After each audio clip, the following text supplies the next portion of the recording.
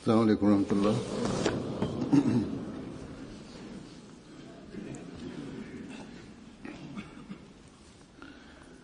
أشهد أن لا إله إلا الله وحده لا شريك له وأشهد أن محمدا عبده ورسوله.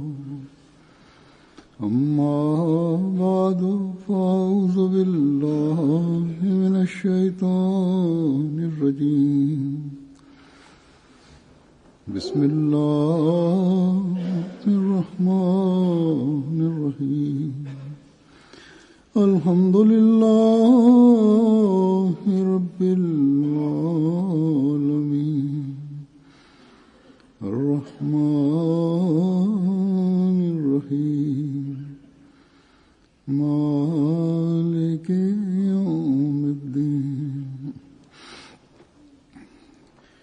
إياك نعبد وإياك نستعين.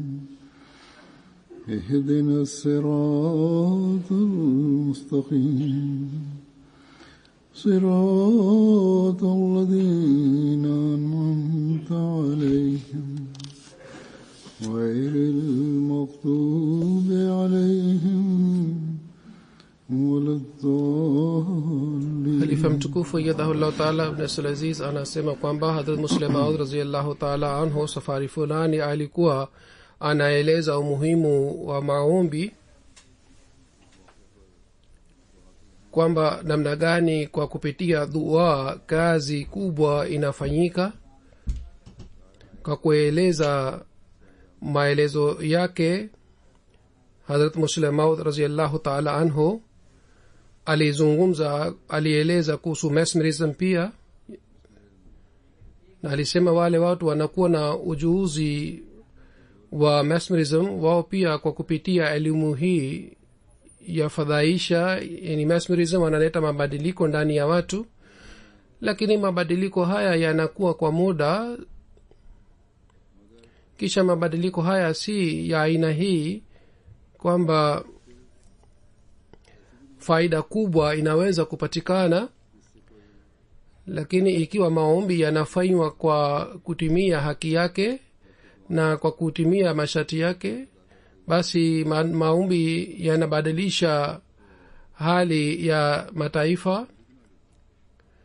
Katika maelezo ya haya, Muslim Maud ameeleza tukio la Sayyidina alayhi salatu wasalam ambayo ni kumhusu Sufi Ahmad Jan Sahib. Kuhusu Sufi Ahmad Jan Sahib, katika hutuba 3 iliyopita nilieleza kwamba namna gani yeye alikaa na mtu mtaalamu mmoja na alifanya juhudi sana kwa ajili ya kujifunza elimu ya dini. Lakini baadaye Sufi Ahmad Jan Sahib alianza kumfuata Hazrat Masih Maud alayhi salatu wasalam pia, na yeye kabla ya madai ya Sayyidina alayhi salatu wasalam alitambua heshima na daraja ya Sayyidina alayhi salatu wasalam. Hazur anasema sasa mimi nitaeleza maelezo aliyoeleza Hazrat Muslim Maud radhiyallahu ta'ala anhu. Maelezo haya yanaonyesha kwamba kwa kupitia mesmerism athari inayopatikana juu ya wengine. Kuhusu hii Sayyidina alayhi salatu wasalam alisema nini? Hazrat Muslim Maud radhiyallahu ta'ala anhu anasema kwamba mesmerism ni nini? Ni mchezo tu, lakini dua ni silaha ambayo inabadilisha bingu na ardhi. Sayyidina alayhi salatu wasalam alikuwa bado hajadai. Wakati ule alikuwa ameandika kitabu kiitwacho Barahini Ahmadiyya tu. Maulama na masufi walipenda sana kitabu hiki. Sufi Ahmad Jan Sahib alikuwa mtu mwema sana wakati huo. yeye aliposoma tangazo la sinam alah salatu wassalam akaanza kumwandikia barua sinam alah salam na akaandika hamu yake kwamba ikiwa wewe utakuja ludhiana basi nifahamishe kabla hujaja hapa. kwa bahati katika siku zile sinam alah salatu wassalam alilazimika kwenda ludhiana. sufi ahmad jan saheb alimualika sinam alah salatu wassalam kwa ajili ya chakula. baada ya chakula sinam alah salatu wassalam alikuwa narudi kutoka nyumbani kwake. sufi ahmad jan saheb pia akaenda pamoja naye. sufi ahmad jan saheb alikuwa mfuasi wa kiongozi fulani na kiongozi huyo alikuwa na heshima sana katika bara la Hindi na alikuwa mashuhuri sana katika maeneo yote. kiongozi yule pamoja na elimu ya dini alikuwa na ujuzi wa mesmerism kiasi hiki kwamba yule kiongozi wake alipokuwa akiswali wafuasi wake walikuwa akikaa karibu naye na yeye alipokuwa akimaliza swala yake alikuwa akiwapulizia watu walikuwa wamekaa karibu naye.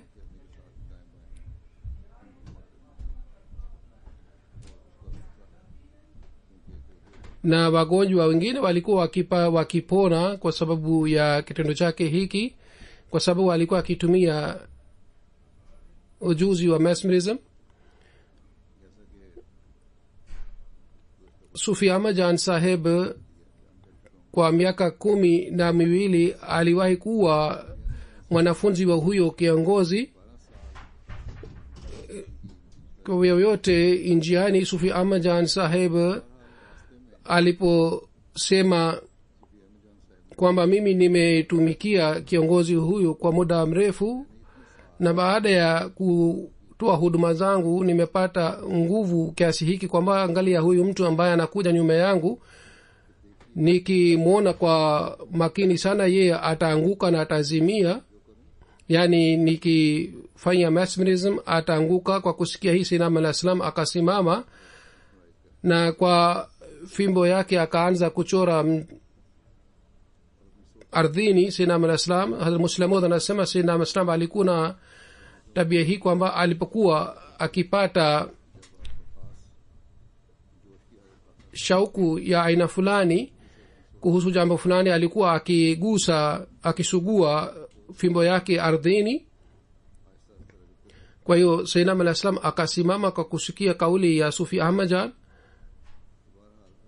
na akaanza kusugua ardhi kwa fimbo yake na akasema, sufi saheb, huyu bana akianguka wewe utapata faida gani au yeye atapata faida gani kwa sababu ya kitendo chako hiki? na sufi saheb kwa sababu alikuwa mtu mwema sana na yeye alikuwa na elimu sana, kwa kusikia kauli ya sinam alah salatu wassalam yeye akasema, kuanzia leo mimi natubu na sitatumia elimu hii ya mesmerism. nimeshajua kwamba elimu hii ni jambo la dunia tu, si ya dini. kwa hiyo baada ya tukio hili sufi ahmad aliandika tangazo moja. katika tangazo lile aliandika kwamba elimu hii haihusiki na dini tukufu ya islam.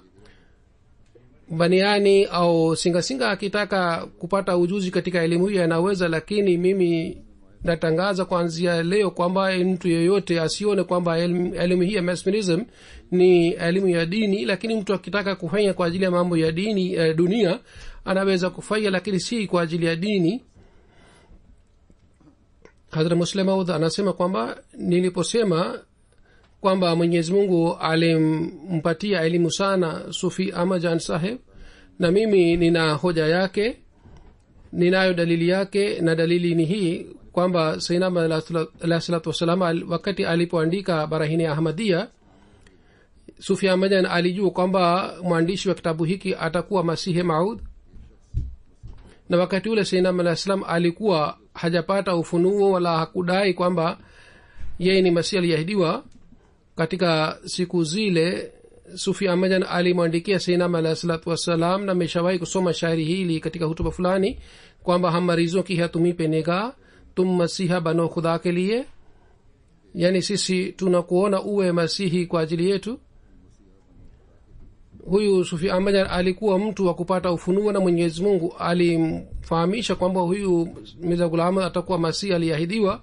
sufi ahmad alifariki kabla ya madai ya sayyidina alayhi salatu wassalam, lakini alisihi watoto wake kwamba mirza sahib atadai hivi karibuni, kwa hiyo msichelewe kumpokea yeye.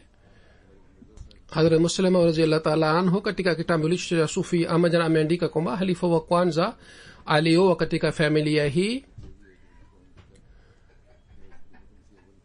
halifa wa kwanza alikuwa mkwe wa familia ya bana sufi ahmad. Kuhusu mesmerism, tukio moja lilitokea katika hafla ya sayyidina ahmad alayhi salatu wassalam. Hazrat Muslim Maud ameeleza tukio lile kwamba namna gani mwenyezi mungu alimfahamisha sayyidina ahmad alayhi salatu wassalam kuhusu mtu alikuwa anafanya mesmerism, na alimfedhehesha mtu alikuwa anafanya mesmerism na alionyesha nishani. Hazrat Muslim Maud radhiyallahu ta'ala anhu anasema kwamba nguvu ya mesmerism haina thamani yoyote mbele ya nguvu ya imani, na nguvu hii haiwezi kusimama mbele ya nguvu ya imani. Nguvu inayotolewa na mwenyezi mungu inakuwa kubwa kuliko nguvu inayokuwa kutoka kwa mtu. Halifa wa pili alipoeleza tukio hili wakati alikuwa anatoa hutuba katika msikiti wa Mubarak, akasema kwamba katika paa la msikiti huu sayyidina ahmad alayhi salatu wassalam alikuwa akikaa katika hafla pamoja na wafuasi wake. Siku moja alikuwa amekaa pamoja na wafuasi wake. baniani moja ambaye alikuwa accountant katika ofisi yuko Lahore, yeye alikuja Qadian na alikuwa mahiri wa mesmerism. Yeye alikuja Qadian kwa nia hii kwamba nitafanya mesmerism juu ya Mirza Sahib, na yeye ataanza kucheza mbele ya wafuasi wake na hivi atafedheheka mbele ya wafuasi wake. Na tukio hili alieleza yule baniani mwenyewe, na ilikuwa hivi kwamba sayyidina alayhi salatu wassalam alimtumia huyu bana kitabu chake kwa kumpitia mwanajumuiya mmoja, na sayyidina alayhi salam alimwambia kwamba umpatie huyu bana baniani kitabu hiki. Kwa hiyo mwanajumuiya alimpatia kitabu hiki kile, na akamuuliza kwamba kwa nini sayyidina alayhi salam amekutumia kitabu hiki, wewe una uhusiano gani na Mirza Sahib? Kwa kusikia hii yule baniani akaeleza tukio hili, akasema kwamba mimi ni mahiri katika mesmerism kiasi hiki kwamba ikiwa mimi nimekaa katika gari ya farasi na nikimuona mtu ambaye anakuja nyuma ya gari ile, yeye ataanza kufuata gari ile hata atakimbia, ilhali mimi simjui yule mtu wala sina uhusiano naye hata kidogo.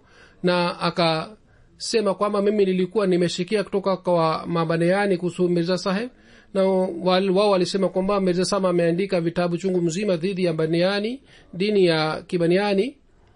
Nikanuia kwamba Mirza Sahib atakapokuwa amekaa pamoja na wafuasi wake, wakati ule mimi nitamfedhehesha kwa kupitia mesmerism. Kwa hiyo mimi kwa sherehe ya sarusi nilienda Qadian. Wakati ule Mirza Sahib alikuwa amekaa katika hafla, nikaanza kusoma elimu yangu. Wakati ule Mirza Sahib alikuwa anazungumza kuhusu mambo ya dini. Mimi nilipoanza kufanya mesmerism yangu, athari yake haikupatikana juu ya Mirza Sahib. Nikaona kwamba Mirza Sahib labda ana nguvu zaidi, kwa hiyo nikaanza kusoma maombi yangu kwa nguvu zaidi, lakini athari yake haikuonekana juu ya Mirza Sahib.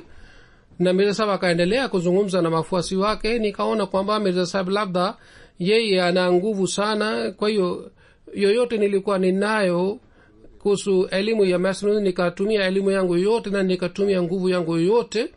Lakini wakati ule nilipokuwa nimetumia nguvu yangu yote, nikaona kwamba simba moja amekaa mbele yangu na yupo tayari kunishambulia. Hazur anasema imeelezwa hivi pia katika riwaya nyingine kwamba kila mara nilipokuwa nasoma elimu, simba alionekana mbele yangu. Kwa hivyo yote akasema kwamba kwa kuogopa nikakimbia kutoka katika hafla ile. Nilipofika karibu na mlango, mirza sahib akawaambia wafuasi wake kwamba angalieni huyu ni bwana nani ambaye anakimbia. kwa mtu mmoja akanifuata na akanikamata nje ya msikiti. wakati ule nilikuwa sina ufahamu, kwa hiyo aliyenikamata nikamwambia kwamba tafadhali niache sasa hivi kwa sababu sina ufahamu vizuri, baadaye mimi mwenyewe nitamwandikia mirza sahib chochote kilichotokea. kwa hiyo huyu bana akamwacha. kwa hiyo baadaye huyu baniani alimwandikia sayyidina alayhi salatu wasalam tukio lililotokea na akasema kwamba mimi sikuweza kutambua heshima yako, kwa hiyo tafadhali nisamehe. hadha muslima radhiyallahu anhu anasema kwamba mimi Abdul Aziz Sahib Mughal mwenyeji wa Lahore alikuwa akieleza kuhusu tukio hili. nikamuuliza yule baniani kwamba kwa nini wewe ulidhani kwamba Mirza Sahib anajua mesmerism na yeye anajua zaidi kuliko wewe? akasema kwamba hii haiwezi kutokea kwa sababu kwa ajili ya mesmerism mtu anatakiwa awe na nguvu ya aina fulani na mtu anatakiwa akae kwa kimya. na wakati ule Mirza Sahib alikuwa anazungumza na wafuasi wake, kwa hiyo nikajua kwamba nguvu alikuwa anayo Mirza Sahib si ya ardhi bali ni ya binguni. hadhra Muslim anasema kwamba nguvu inayopatikana kutoka kwa Mwenyezi Mungu, na nguvu hii inapatikana baada ya imani kamilifu, mbele ya nguvu ya binadamu si kitu chochote. yule ambaye anapewa nguvu kutoka kwa Mwenyezi Mungu, mbele yake au dhidi yake nguvu ya binadamu ni mchezo wa watoto. kama wakati wa Musa alayhi salatu wasalam nyoka za wachawi walipotea mbele ya fimbo ya Musa alayhi salatu wasalam, hivyo ndio wale wanakuwa na nguvu kutoka kwa Mwenyezi Mungu, watu wa dunia hawawezi kusimama mbele yao. kisha Hazrat Muslim radhiyallahu ta'ala anhu wakati fulani kwa kueleza tukio hili kwamba kwa ajili ya maendeleo ya mataifa tunataka nini, na Sayyidina Alayhi Salam alikuwa na ghaira kiasi gani kuhusu mambo ya dini. Hazrat Muslim radhiyallahu ta'ala anhu anasema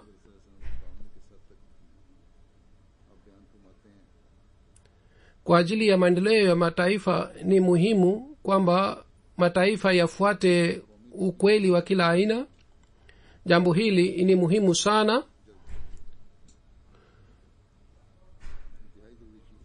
kuhusu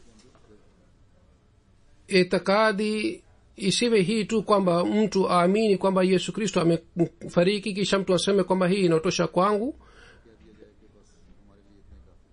bali mtu afikirie kwamba kwa nini tunalazimika kuwa na imani hii kwamba Isa alayhi salam amefariki.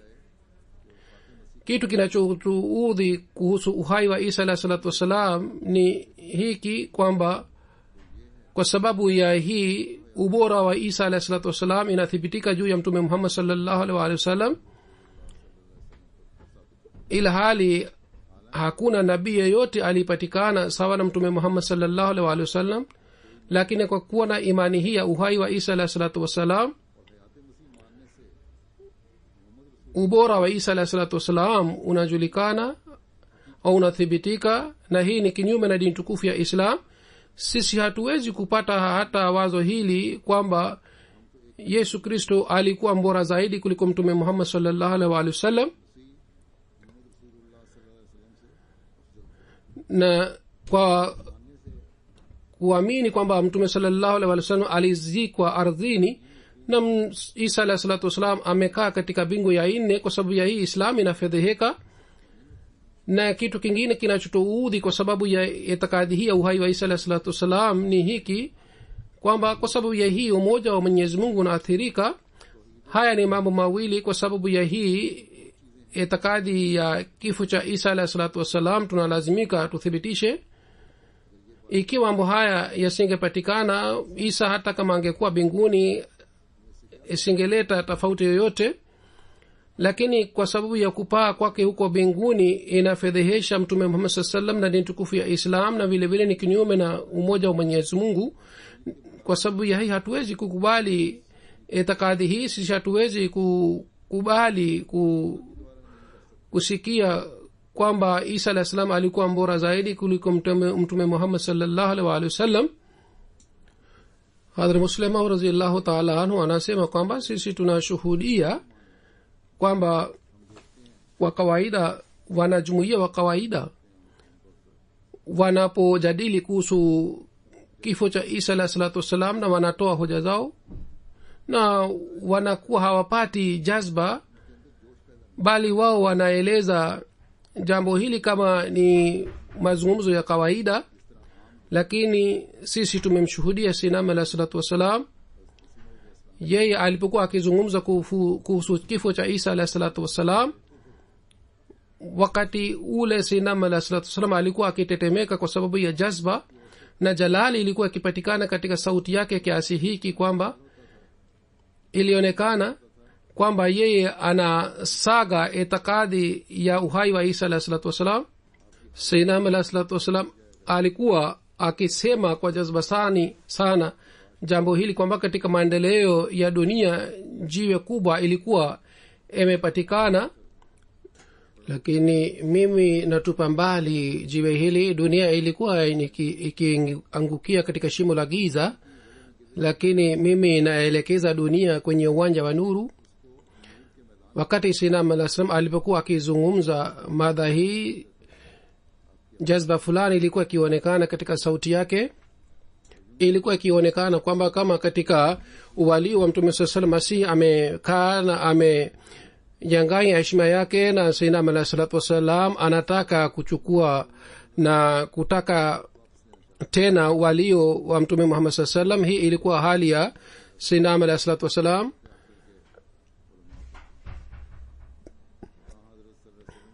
sinam alah salatu wassalam alikuwa na ghaira ya aina hii kuhusu mtume saa salam, lakini maulamaa wa siku hizi wanasema kwamba sinam alah salam alidai kuwa mkubwa zaidi kuliko mtume muhammad sallallahu alaihi wasallam, nauzu billah. kisha kuna tukio moja hili,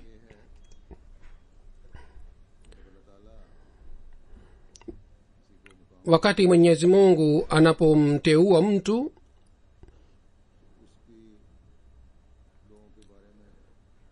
si tukio bali ni maandiko ya sinam alah salatu wassalam kwamba wakati mwenyezi mungu anapochagua mja wake namna gani mungu anamsaidia,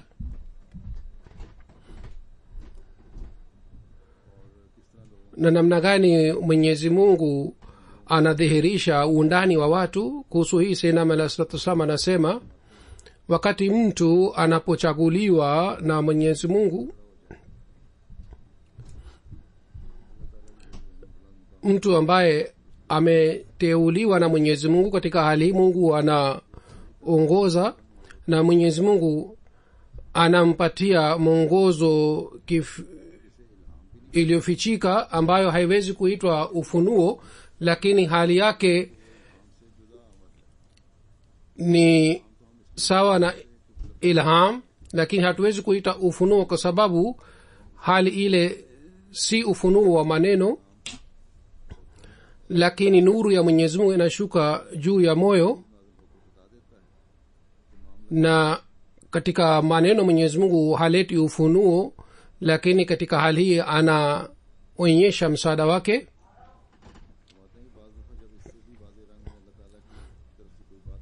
mungu anapoonyesha kitu fulani, hali ile inaitwa kashfu. kama sinam alah salam alikuwa akisema, watu wengi wanapokuja mbele yangu mimi ninaona hali ya undani wao. kwa kuona hali yao ile, mimi naona kwamba wao wana aibu hii na hii na hii, lakini sipewi ruhusa kwamba niwaambie, nifahamishe kuhusu aibu zao. hii ndiyo ni suna ya mwenyezi mungu, kwamba maadamu mtu hadhihirishi maumbile yake, mwenyezi mungu hamuiti mkosefu. hii ndiyo ni mwenendo wa manabii wa mwenyezi mungu, kwamba wao hawaelezi hali ya undani wa mtu mpaka huyu mtu mwenyewe adhihirishe hali yake aliyokuwa anayo. Mwenyezi Mungu kwa ajili ya kuthibitisha ukweli wa waja wake namna gani anaonyesha nishani kuhusu hii. Muslima radhiyallahu ta'ala anhu anaeleza tukio moja lililotokea na mtu asiyekuwa mwanajumuiya. Anasema kwamba wazo hili kwamba namna gani hali ya ndani ya binadamu inaweza kuonekana, wazo hili linapatikana kwa sababu watu wanaona kwamba hali hii ilipatikana kwa kidhahiri, si kwa kiroho. Wao wangeona kwamba hii ni hali ya kiroho, wasingekuwa na wasiwasi wa wazo la aina hili. Zama ya Musa alayhi salatu wasalam ni mbali sana. Sisi tunaona kwamba katika zama hii pia Mwenyezi Mungu alionyesha nishani za aina hizi, kwamba wale ambao wana elimu ya kiroho waliona nuru ya Mwenyezi Mungu katika hali ya kidhahiri. 1904 wakati Sayyidina alayhi salam alienda Lahore, kule katika mkutano alitoa hutuba. Sheikh Rahmatullah Saheb alikuwa si mwanajumuiya, alikuwepo pale katika mkutano ule. Yeye anasema kwamba katikati ya hutuba nilishuhudia kwamba katika kichwa cha Sayyidina alayhi salatu wassalam nguzo ya nuru ilikuwa inatoka. Wakati ule pamoja nami mtu mwingine pia alikuwa amekaa, nikamwambia kwamba angalia kile ni kitu gani. Yeye alipoona nguzo ile akasema kwamba hii ni nuru, nguzo ya nuru inayotoka katika kichwa ya Sayyidina alayhi salam na inafika huko mbinguni. Sheikh Rahmatullah Sahib alipata athari kiasi hiki kwamba yeye wakati huo alifanya bayat na akajiunga na Sayyidina alayhi salatu wasalam.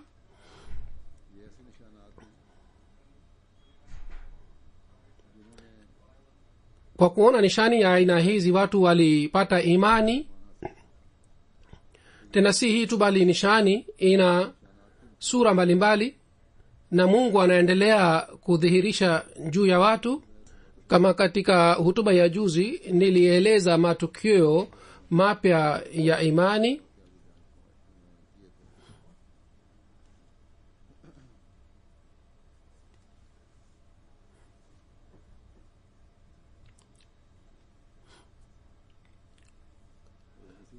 Kwa kueleza tukio la hafla ya Sayyidina alayhi salatu wasallam, Hazrat Muslim Maud anasema kwamba mimi nakumbuka kwamba mtu mmoja alimwandikia Sayyidina alayhi salatu wasallam kwamba majini wanakuja kwa dada yangu.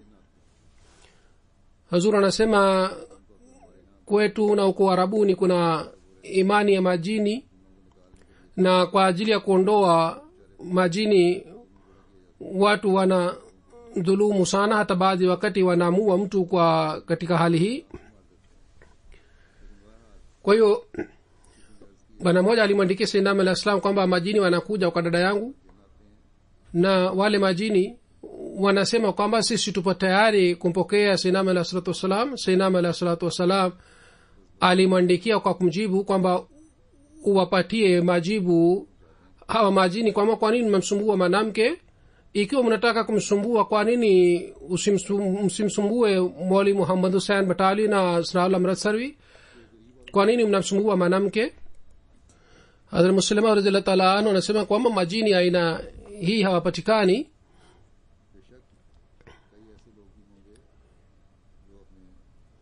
Labda watu wengine tayari wana imani hii kwamba majini hawapatikani, lakini swali ni hii kwamba akili ya mtu inasema nini, bali swali ni hii kwamba Qur'an tukufu inasema nini. Ikiwa Qur'an inasema majini wanapatikana kama watu wanaamini, sisi tutakubali. Ikiwa anathibitika kutoka kwa Qur'an tukufu kwamba min ghairi ya binadamu hakuna majini, basi tunalazimika kukubali hii, na tunalazimika kukubali kauli ya Qur'an tukufu. Kisha namna gani Mwenyezi Mungu kwa ajili ya kuthibitisha heshima ya waja wake anawapatia nguvu wanda wazimu namna gani, kwa kueleza tukio hili Hazrat Muslima radhiyallahu ta'ala anhu anasema kwamba Sayyidina alayhi salatu wasalam mwenyewe alikuwa akieleza kwamba safari moja alienda Lahore.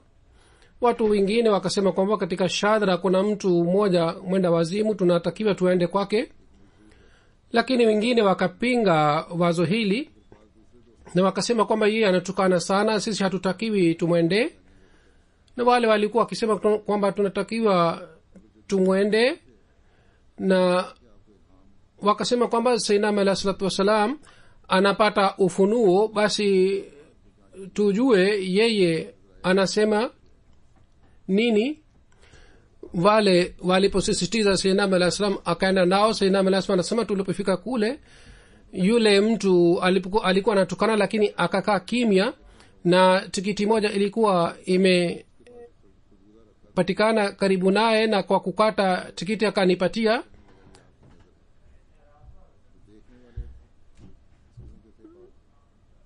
Watu wengine kwa kuona kitendo chake wakaona kwamba yeye ni mtu mwema, lakini Sayyidina alayhi salam akasema kwamba huyu ni mtu mwenda wazimu, na kwa sababu mwenda wazimu anakatika na dunia, kwa hiyo baadhi wakati yeye anapata mambo ya ghaibu pia.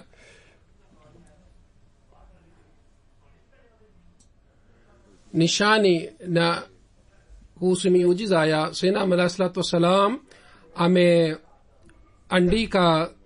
sana. Sasa mimi nitasoma baadhi ya maandiko ya Muslim Maud radhiyallahu ta'ala anhu kuhusiana na mada hii. Kuna tukio la mtu ambaye aliumwa na umbwa.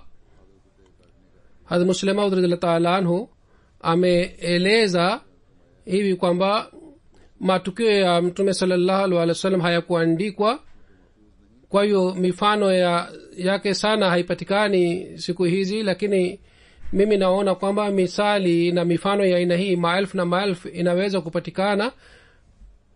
Lakini wakati wa Sayyidina alayhi salatu wasalam watu hawamwamini Mwenyezi Mungu, kwa hiyo kwa ajili ya kuvunja imani hii nishani zinatakiwa. Kwa hiyo Mungu ameonyesha nishani chungu mzima,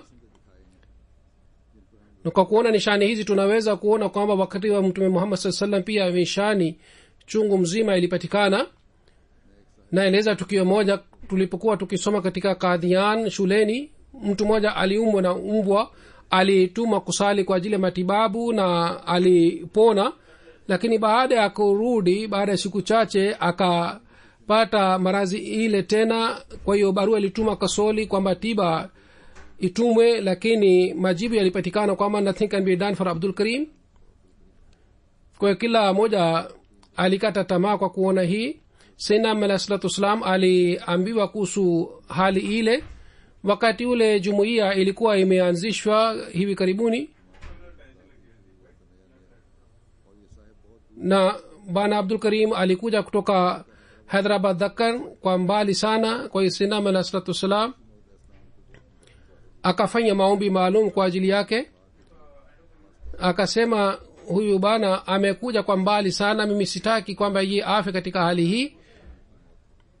Na sehemu nyingine amesema kwamba mama yake kwa shauku sana alimtuma hapa kwa ajili ya kupata elimu ya dini.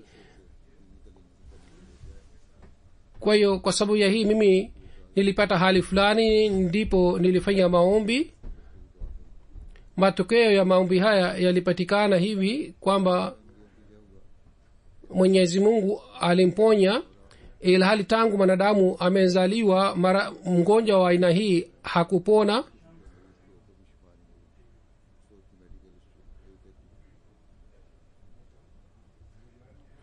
Hadhrat Muslim anasema kwamba kuna daktari ambaye ni jamaa yangu,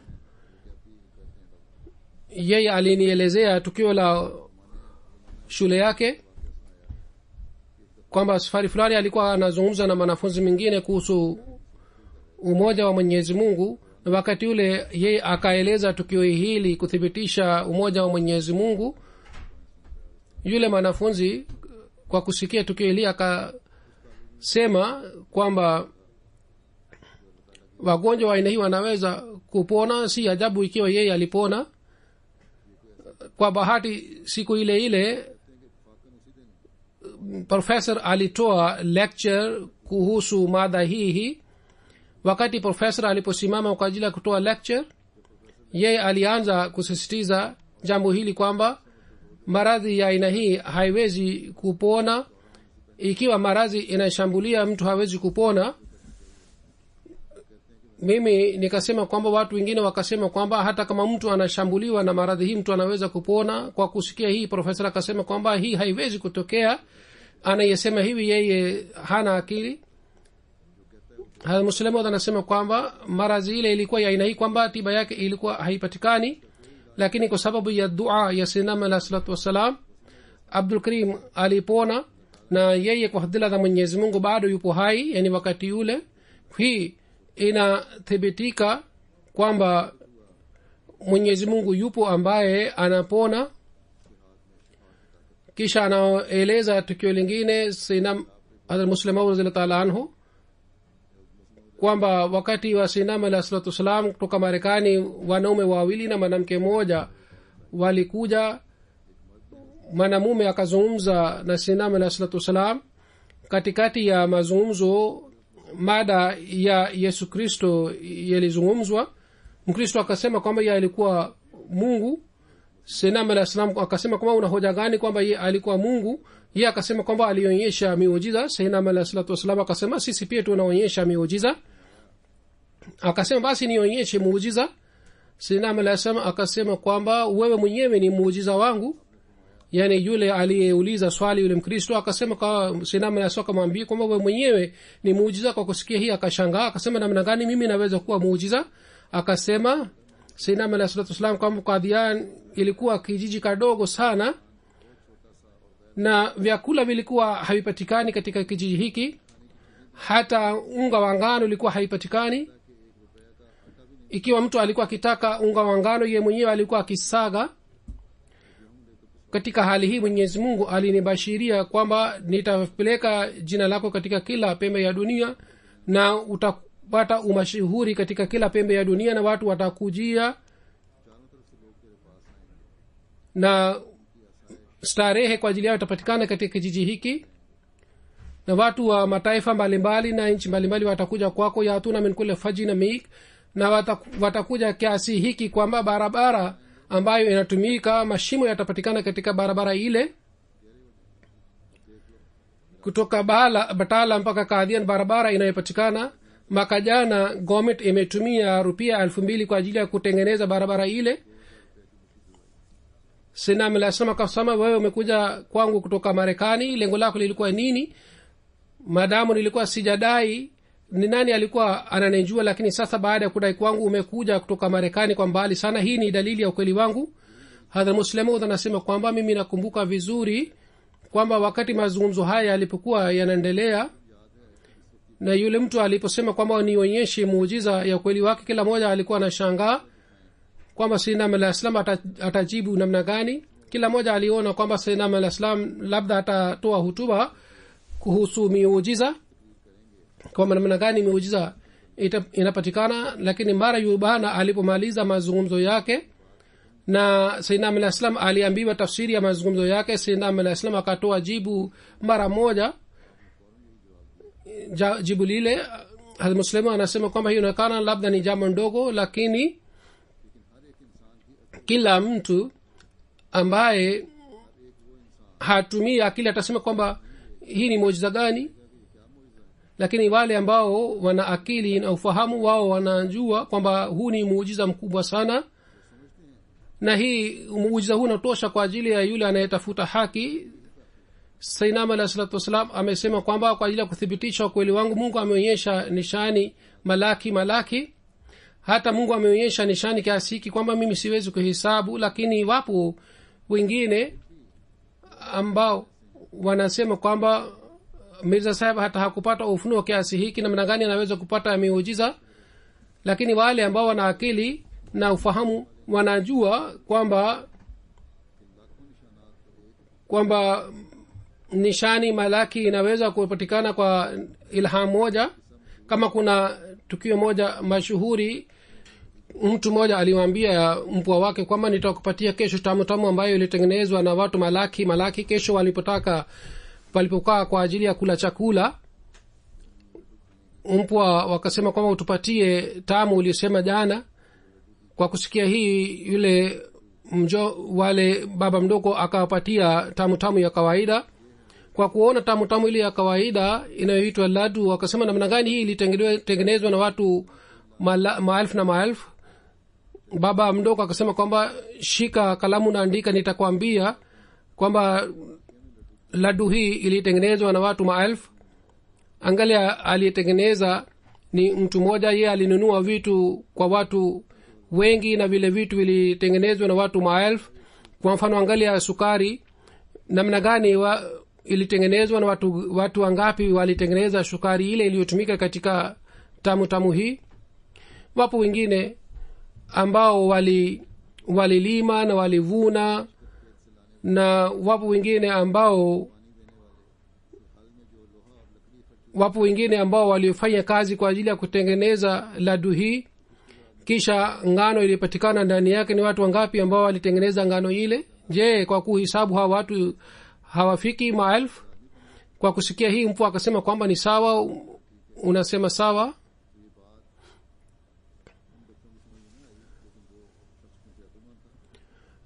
Sasa angalieni, huyu mtu ambaye alikuwa na akili alikuwa anajua kwamba tamu ile ilitengenezwa na watu maelfu.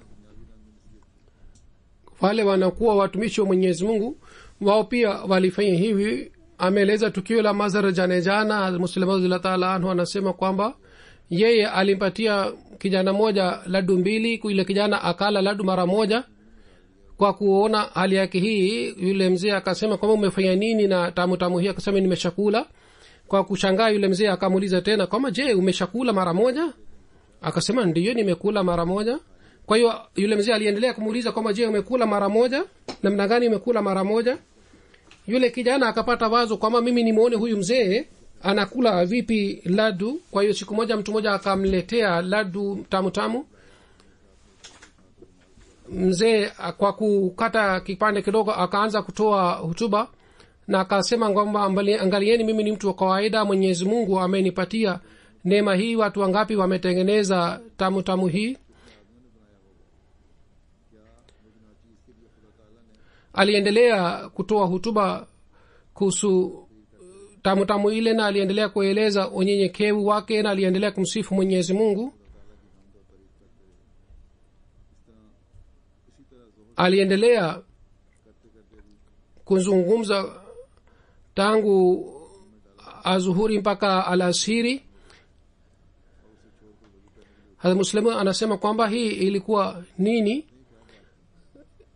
Hii ilikuwa kwamba huyu mzee aliona katika tamu ni nishani chungu mzima ya Mwenyezi Mungu. Kwa hiyo tamu ile moja kwa ajili ya Mazhar jana ilikuwa kitu kikubwa kiasi hiki kwamba yeye alikuwa anamsifu Mwenyezi Mungu. Kwa hiyo akili inamfanya kitu kuwa kubwa, na yule ambaye hana akili kile kitu kinakuwa kidogo kwake. Vile vile kitu kikubwa kinakuwa kadogo, na kitu kinachokuwa kidogo kinaonekana ni kubwa. Mwenye akili katika mambo madogo anaona nishani za Mwenyezi Mungu, lakini mtu ambaye hana akili, yeye katika mambo madogo haoni kitu chochote. Hazrat Sayyidina alayhi salatu wasallam alikuwa akisema kwamba Mwenyezi Mungu ameonyesha nishani chungu mzima kwa ajili ya kuthibitisha ukweli wangu. Hazrat Muslim Maud anasema kwamba Mwenyezi Mungu alionyesha nishani ya kuthibitisha ukweli wa Sayyidina alayhi salatu wasallam kiasi hiki kwamba hatuwezi kuhesabu. Lakini hizi nishani zilikuwa kwa ajili ya nani? Kwa ajili ya wale tu ambao wana akili. Ikiwa mtu anakuja kwa ajili ya kuona nishani ya ukweli wa Sayyidina alayhi salatu wasallam hapa, kwa hiyo nyumba zinazoonekana katika kijiji hiki ni nishani ya ukweli wa Sayyidina alayhi salatu wasallam. Kwa ajili ya kujenga nyumba hizi, kazi iliyofanyika, ile kazi ni dalili ya ukweli wa Sayyidina alayhi salatu wasallam. Kisha nje ya Kadian upande wa kaskazini tunaona ghorofa kubwa. Kila tofali la ghorofa ile ni dalili ya ukweli wa Sayyidina alayhi salatu wasallam. kisha watu wanaonekana katika kadhian wawe baniani singasinga au wasikuwa wanajumuia au wanajumuia, hawa wote ni dalili ya ukweli wa sayyidina alayhi salatu wassalam. Wanajumuia ni dalili kwa sababu ya hii kwamba wao kwa kuona ukweli wa sayyidina alayhi salatu wassalam wakahamia hapa, na wasikuwa wanajumuia na wasikuwa waislamu ni nishani kwa sababu ya hii kwamba malazi yao na nyumba zao kabla ya madai ya sayyidina alayhi salatu wassalam ilikuwa si ya aina hii. Kilemba chao na shati yao na kanzi yao na vitu vingine vilikuwa si kama siku hizi, yani hali yao ilikuwa mbaya sana ya umaskini. Lakini sasa kwa sababu ya sayyidina alayhi salatu wassalam wao wamepata vitu vizuri. Hazur anasema kwamba maendeleo ya Qadian ya siku hizi ni dalili ya kweli sayyidina alayhi salam. Watu wanaenda kule Qadian, wanaenda kwa sababu ya hii, kwa sababu kile kijiji ni kijiji cha sayyidina alayhi salatu wassalam. Hawaendi kwa sababu hii kwamba ni mji na watu wanaenda kule wengi au maendeleo yanapatikana kule. Wenye biashara wa Qadian wanakuwa na tegemeo hili kwamba mkutano wa mwaka utafanyika pale, na kwa sababu ya hii biashara yetu itaboreka. Kwa hiyo maendeleo ya Qadian ni dalili ya ukweli wa sayyidina alayhi salatu wassalam.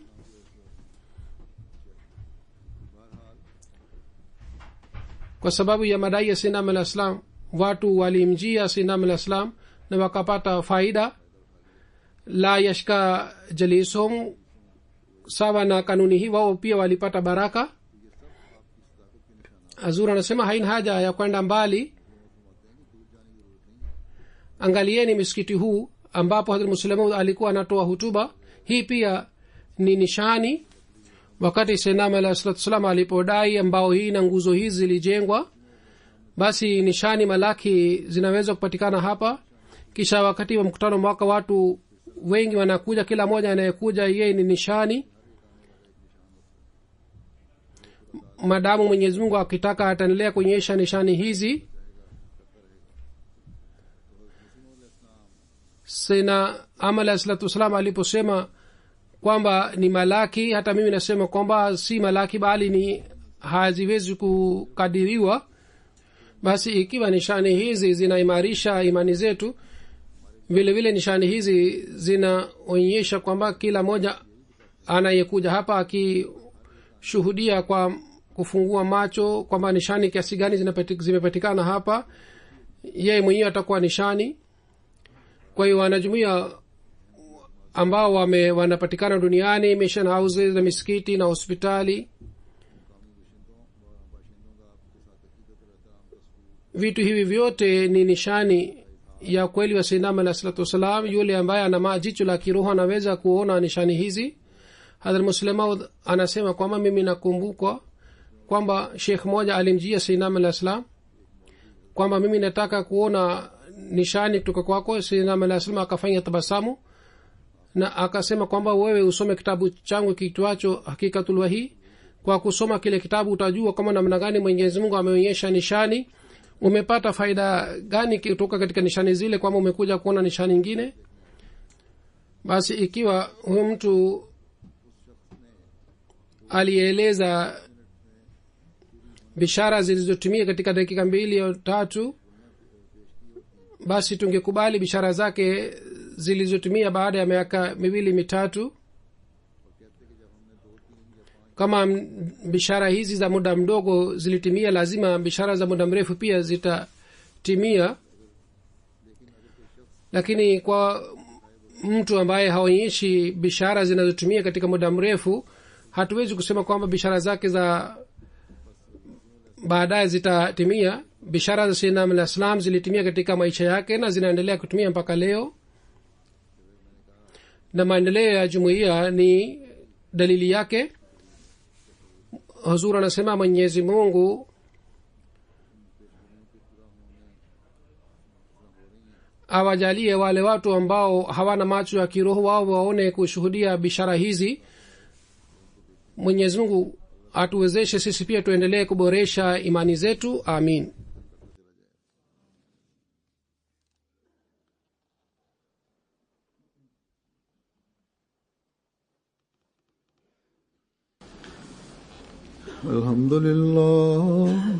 الحمد لله نحمده ونستعينه ونستغفره ونؤمن به ونتوكل عليه ونعوذ بالله من شرور أنفسنا ومن سيئات أعمالنا من يهده الله فلا مضل له ومن يضلل فلا هادي له ونشهد أن لا إله إلا الله ونشهد أن محمدا عبده ورسوله عباد الله رحمكم الله إن الله يأمر بالعدل والإحسان وإيتاء ذي القربى وينهى عن الفحشاء والمنكر والبغي يعظكم لعلكم تذكرون اذكروا الله يذكركم وادعوه يستجب لكم ولذكر الله أكبر